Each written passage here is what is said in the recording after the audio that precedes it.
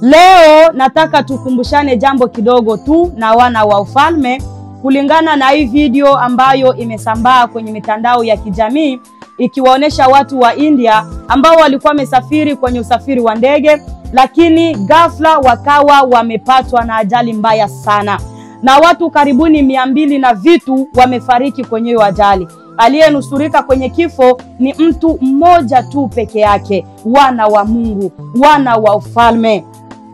Ni jambo ambalo linaumiza moyo sana na ni jambo ambalo linasikitisha sana, kwa sababu inasemekana ya kwamba ndani ya hiyo ndege mlikuwa wasafiri ambao walikuwa wanasafiri kwa ajili ya kwenda kuendeleza elimu zao za kimasomo. Mlikuwa wasafiri ambao walikuwa wanasafiri kwa ajili ya kwenda kufanya business zao, kwenda kufanya biashara vyao. Mlikuwa wasafiri ambao walikuwa wanasafiri kwa ajili ya kwenda kukutanana na ndugu zao pamoja na marafiki. Lakini kabla hawajafikia malengo ya kuendeleza elimu zao, kabla hawajafikia malengo ya kufanya business zao, kabla hawajafikia malengo ya kukutanana na ndugu zao pamoja na marafiki, watu wakawa wamefariki njiani. Ni jambo ambalo linaumiza sana, lakini tunatakiwa tujifunze mambo mawili kulingana na ajali hii, kulingana na vifo hivi ambavyo vimewapata ndugu zetu.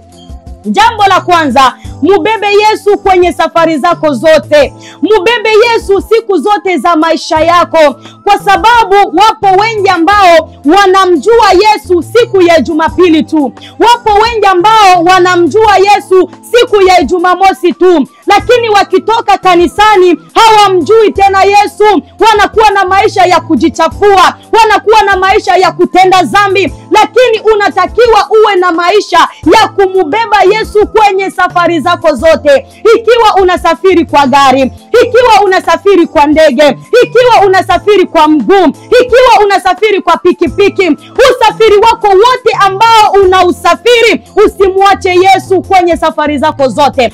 Kwenye kitabu cha Marko sura yake ni ile ya 4 na mstari wake ni ule wa 35.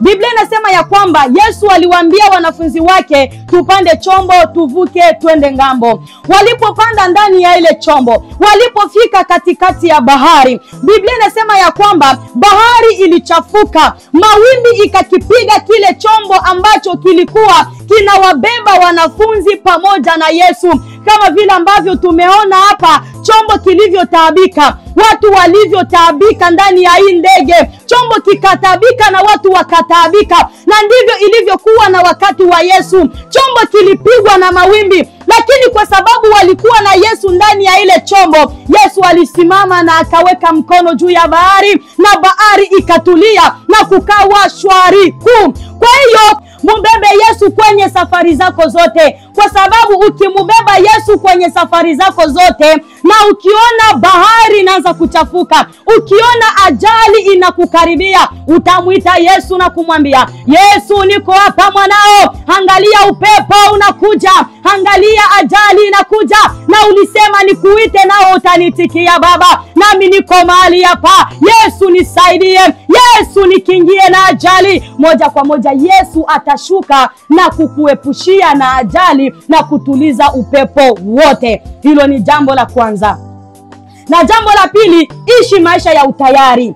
Ishi maisha ya utayari, kwa sababu ukiishi maisha ya utayari hautaogopa kufa. Maana unajua ya kwamba hata nikifa kwenye ajali ya ndege, hata nikifa kwenye ajali ya gari, lakini ninayo matumaini baada ya kufa nitamuona Mungu. Biblia inatuambia ya kwamba heri wenye moyo safi, maana hao ndio watakaomwona Mungu. Kwa hiyo ishi maisha ya utayari, kwa sababu hautajua ni saa ngapi utakufa, hautajua ni wakati gani kifo kitakujia. Na Yesu akasema kwenye kitabu cha Mathayo 24 na mstari wake ni wa 37 ya kwamba kuja kwake mwana wa Adamu kunalinganishwa na kipindi cha Nuhu. Wakati wa Nuhu watu walijichafua, watu walifanya maovu mengi, watu walifanya maasi mengi, na ndivyo ilivyo dunia ya leo. Maasi ni mengi kuliko hata wema, maovu ni mengi kuliko hata wema. Kwa hiyo namna ambavyo maovu ni mengi na machafuko ni makubwa, wewe mtakatifu zidi sana kujitakasa. Wewe mtakatifu